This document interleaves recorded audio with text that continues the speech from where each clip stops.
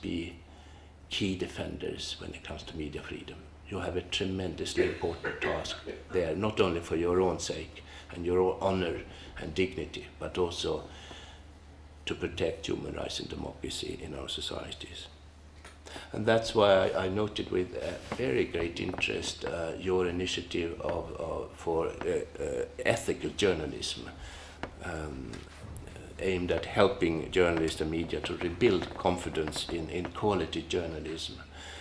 I understood that this initiative seeks to promote a debate on the meaning of self-regulation, as different than from self-censorship, of course, to promote ways of finding relevant information as protection against the manipulation that's going on, to promote principles of ethical journalism in sensitive areas, and we have such like migration today.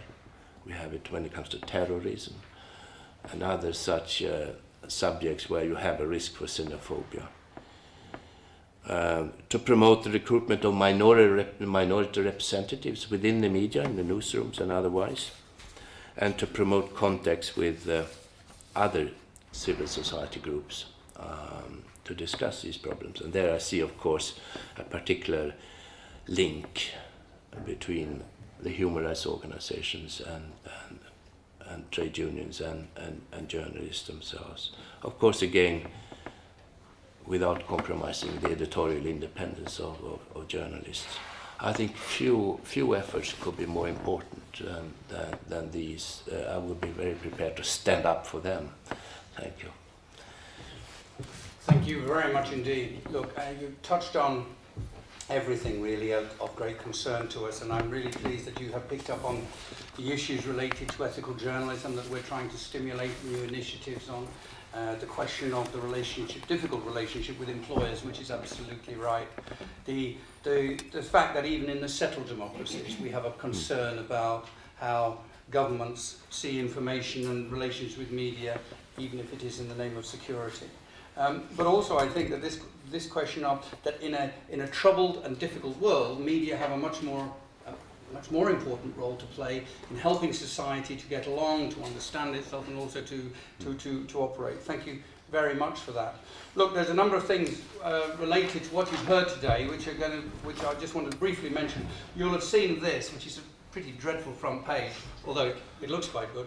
But actually, it's a sort of it's a sentiment which we feel, which is, and it's asked by this question: journalism, do you get what you want? And there's a sort of notion of there's a sensationalist view of the world, but inside there's a perspective which is quite different.